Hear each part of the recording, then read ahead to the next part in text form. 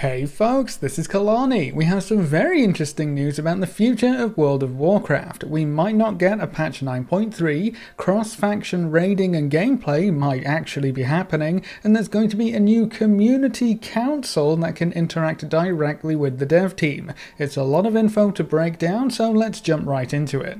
First up, Ian Hazzikostas, the game director, sat down with some folks over at VentureBeat for an interview talking about the current changes happening in-game and the future of World of Warcraft. There are some really interesting topics included, so I would encourage you to go read through the whole thing. I'll give you a link in the comments below, but I want to go over some of the major points in that interview and the responses that were given. One of the questions was about the future patch cycle of Shadowlands and whether we will see patch 9.2.5 and patch 9.3, or if we're just moving on to the next expansion after 9.2 is all wrapped up.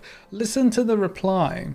We'll be talking a bit more about the conclusion to Shadowlands in more detail in the future. Yes, 9.2 is coming, you'll be hearing about that more soon. We do have more planned after that, but it's hard to say too much more without almost spoiling some of the story that's going to come. We'll have a lot of details on that soon, but we want to be able to explain it in the full context of what 9.2 is going to be. Now you could take that a few different ways. They have more planned after 9.2, that could include a patch 9.3, or it could just mean a patch 9.2.5 to wrap everything up neatly. If they can't talk about it without spoiling the story, that also tells me that 9.2 is going to be big, potentially big enough to tie up the Shadowlands expansion. But I feel like the main thing is that after being asked point blank whether we will see 9.2.5 or a 9.3, the answer was incredibly vague. More planned afterwards. Well, of course there's more planned afterwards. Shadowlands isn't going to be the last expansion after all. So we might actually not be getting another major patch after 9.2, which could be a good thing if they can at least do the end of Shadowlands justice and cleanly move on to a new experience. They could also just choose to stay in Shadowlands longer and try and tell the full story, but this reply doesn't give me much hope for that. Speaking of next expansions, another interesting question brought up the cosmic scale of an expansion story and whether or not it's too late to go back to being a small-time adventurer with small-time tasks to take care of. Ian's answer basically boiled down to, no, it's not too late to tone things down. We've faced off against Titans, Old Gods, the Burning Legion, and now the Jailer. We've done some pretty epic things, but that doesn't mean we can't chill out for a bit. Interestingly, Ian brought up the notion of possibly alternating their expansions, where one tells this grand cosmic tale full of big bads to chase after, while the next one maybe goes for something a bit more traditional and down to earth. That means the next expansion could have less of a cosmic power backdrop and might have more to do with Azeroth. And then there were some questions asked about patch 9.1.5, the quality of life changes that are coming with it, and whether the dev team needs to act on feedback faster than they have been. For the most part, Ian reiterated what we've heard many times before. They can do better at listening to feedback and do better acknowledging when they've heard feedback and maybe even why they're deciding to not act on feedback sometimes. He also went over conduit energy, admitted that they were wrong on that front and should have changed it sooner, and brought up the covenant swap again, but this chunk here tells an interesting story. But a lot of what goes into 9.1.5 isn't a one-off, it's a reflection of us changing a lot of the underlying philosophies that have motivated our approach to designing WoW. A lot of these things, like I mentioned regarding conduit energy, are outgrowths of lessons that were taught to us by our predecessors, by the founders and the leaders of the team about the importance of meaningful choice, the importance of preserving character investment, that may have led us to not being friendly to alt gameplay and people's abilities to get caught up on their alt. The reality is the way people play the game has evolved. What was the right answer for the WoW player base and for the game 15 years ago may not be today. There's some stubbornness, but clinging to those old lessons, some things are hard to let go of when your training and your education as a designer and a developer on the team led to having these things instilled in you. So 9.1.5 reflects a shift towards more alt accessibility, more catch-up, more sensitivity and respect for players' time, trying to look at what sorts of activities are going to be interesting once or twice, but maybe less interesting when you have to do them more than that. Let's not make you do them more than that. Versus which activities are part of that core repeatable loop, like running dungeons or PvP at max level, things people want to get into without as many hurdles they have to clear on the way. That sort of approach is going to motivate how we approach our next patch in Shadowlands, which we'll talk about in the not too distant future and expansions to follow. I know that was a huge quote, but I didn't want to take any of it out of context because I think it's a really important paradigm shift for the dev team, breaking out of the mold that they've been set in for the past few expansions, actually learning from past mistakes, recognizing that the game has changed, the player base has changed, and how different players actually play the game have changed. All of those are wonderful things to hear. What made the game good previously might not do the trick nowadays, moving towards gameplay that has more respect for players' time. That is exactly the kind of thing I want to hear. If this paragraph here actually holds true going forward and patch 9.2 encompasses these supposed changes in ideology for how the game should play, I think Shadowlands has some hope left. 9.2 could be a huge revival for the game, if they stick with this new mindset. In that same vein, the question was posed whether we might see cross-faction raiding in the near future, with the dev team maybe learning to be a bit less stubborn. The response was still a bit vague, as you might expect, but there's a lot of hints in here that we might actually see this sometime soon. I'd say that is a bit more on the radar, yes. That's one of those areas where a lot of things to solve, a lot of things to figure out to make it happen, but at the end of the day, if Jaina and Thrall are working alongside each other in the raid, why can't Alliance and Horde players also work alongside each other in that raid, especially when we know it's going to solve a lot of the social problems people are grappling with, particularly trying to keep a high-end Alliance guild together in North America, or a Horde one in Oceania. After reading that, I would actually be surprised if we didn't see more cross-faction gameplay sometime very soon, which is definitely exciting. There are a few other topics of interest in the interview, like how the WoW team is handling the recent problems, the various changes being made to the game, how the workplace is changing along with it, how the dev team plans to use old world content in the future, and whether or not the game is just too old at this point to really progress. Again, I would highly recommend you read through the entire interview. It's a pretty good one if you're interested in the future of the game. You can find a link in the comments below.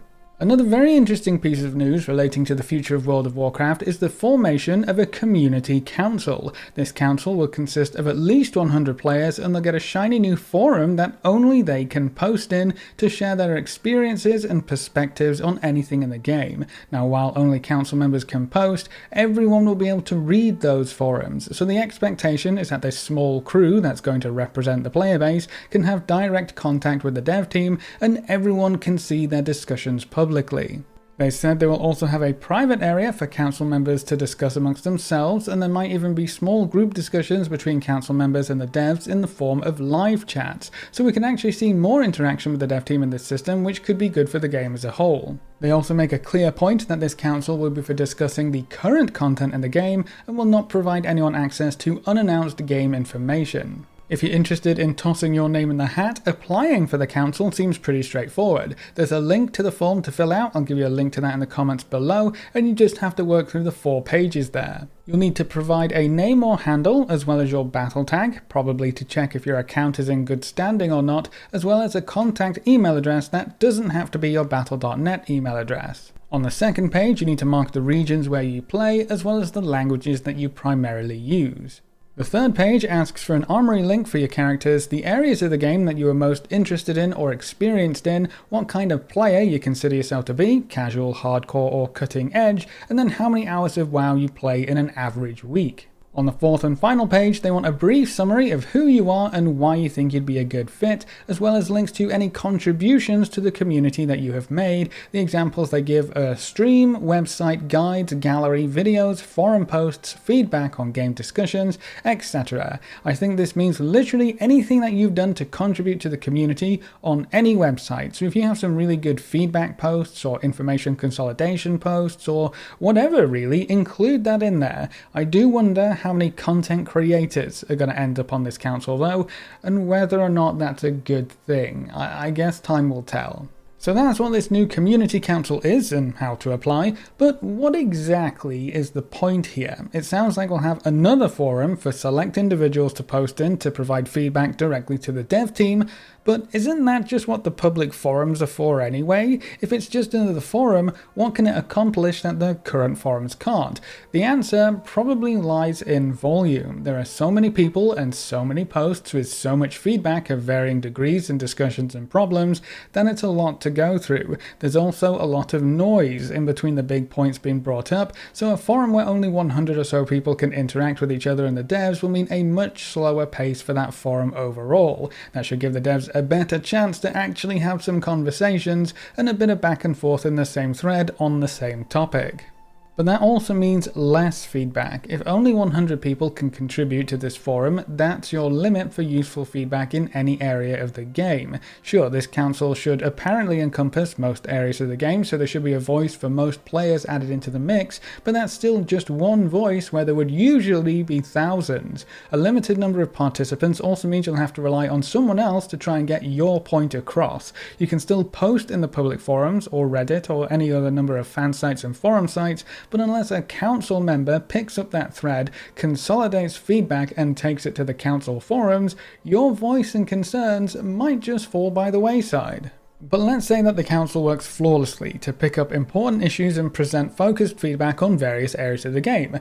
Would that really have changed anything in Shadowlands? I think Preach did one of the best jobs that we've seen recently of consolidating feedback and taking it directly to the dev team. He even had multiple interviews and conversations with the game director where he brought up these various glaring issues.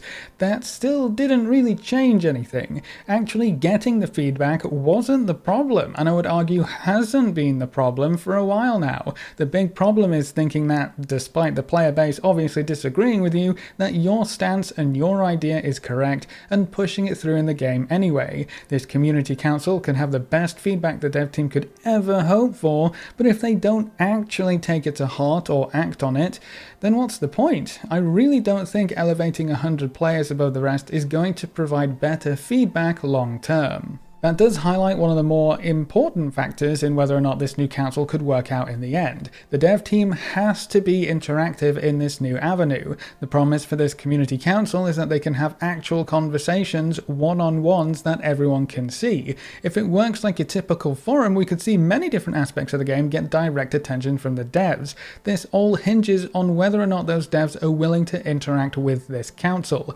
If they do, fantastic, literally amazing, almost no matter what is said. We would see reasoning for making changes, reasoning for not making changes, how the devs feel about the current content, maybe some plans for future content, and most importantly, we could see what the dev team thinks is working and what they think needs to be improved. It doesn't have to be an essay, it doesn't have to be this massive justification, it doesn't have to be a be-all end-all conversation. A bit of back and forth every now and then would do the trick, but they have to use this forum as they're saying they will. If they don't, it's just going to be a waste of everyone's time. The other major factor here, obviously, is who those 100 or so players are. If they aren't good at providing feedback or consolidating feedback from the wider player base, I could see players feeling like they're being listened to less rather than more. It's also going to be an impossible task to find 100 perfect players to represent the player base as a whole. I honestly don't think you can win in this selection process. If you pick up some top tier raiders,